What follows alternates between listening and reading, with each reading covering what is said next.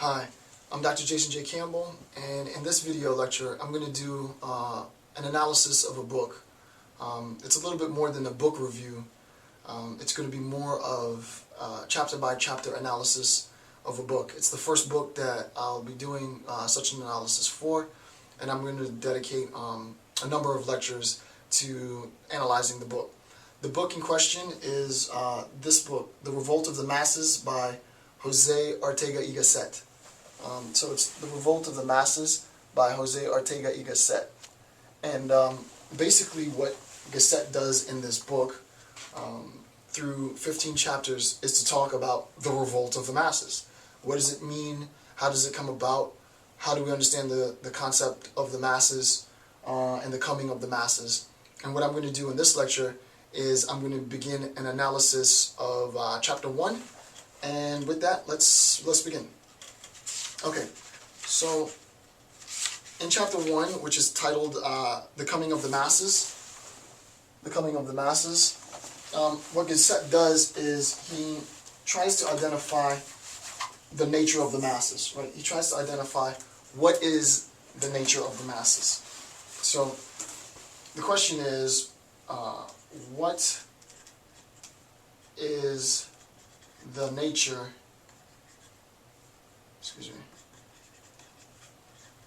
of the masses? Right? What is the nature of the masses? So, just so that we do that I do a thorough analysis of Gasset's work, let's read just a little bit of what he says.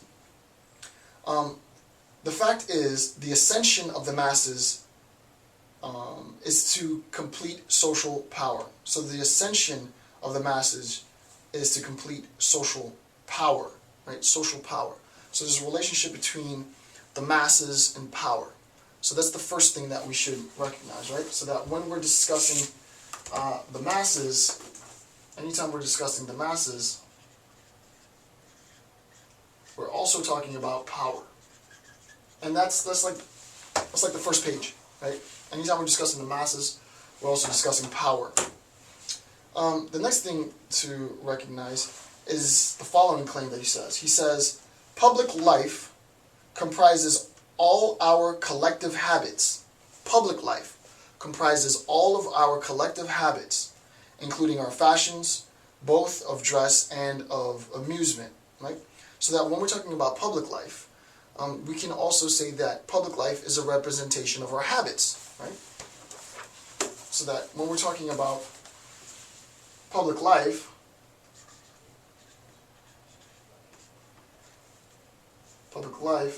we can also talk about this in terms of our habits, right?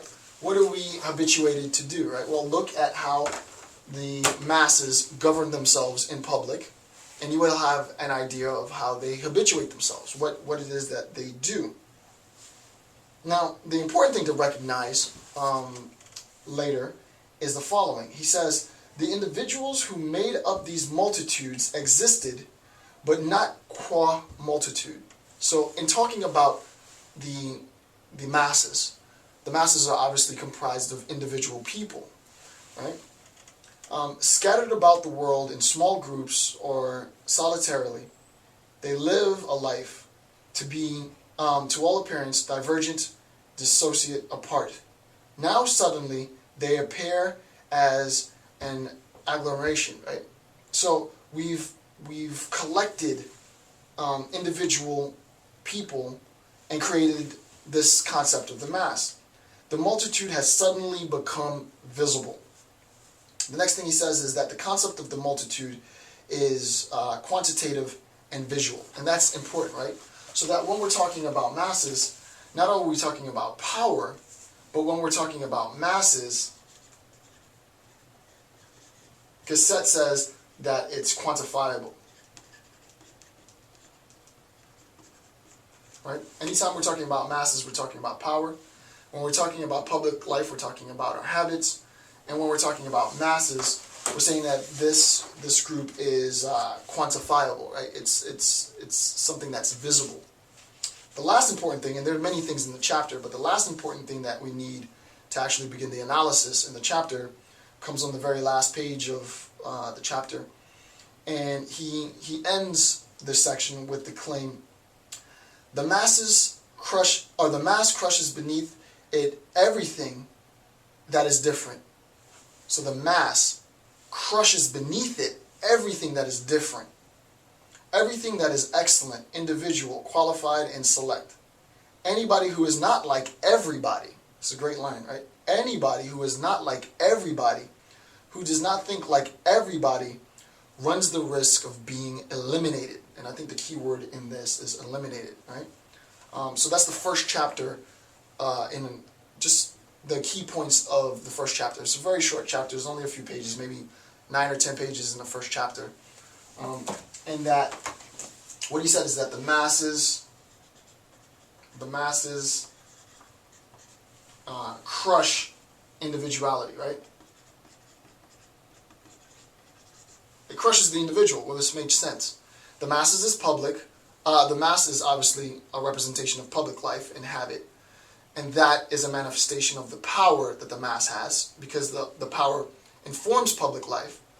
This mass can be quantified, and that it is contrary to the individual. So the key things to recognize are public life, habit, power, and the individual. Okay, so now let's begin the analysis.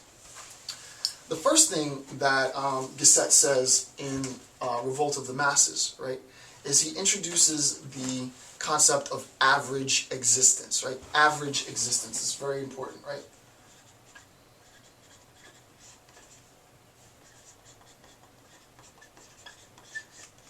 Average existence. And what is average existence? Well, what does average existence mean? Well, you can think of average existence like this. Imagine, if you will, that within American society, our middle class is comprised of the majority of the population, right? So that we have a segment of the population that is considered lower class, and I don't particularly like these phrases, right? Families who make, and I don't know the technical demarcations, but let's say families that make under, we're talking about a family of 4, right? Since the average American family has, what, 2.2 kids. So you have $30,000 as an average. You have below $30,000, and then you'll have like above $250,000, right? So that the majority of the population rests here. There's a segment of the population that is below, and a segment of the population that's higher. I don't know the exact numbers, but if I were to say, I would say that 95% of the population is here probably. You have, let's say, 4 or so percent of the population that's here, and maybe 1% of the population that is in this sort of range, right? So that the majority of the population is here. This is considered the average existence, right? This existence within the United States of America, this existence at $30,000 annually is considered the average existence. And obviously this is an example. Now, you can imagine that this fluctuation in average existence is contingent on many different factors, right? It can be contingent on inflation. It can be contingent on the ability that members of the family have to earn, and so on and so forth.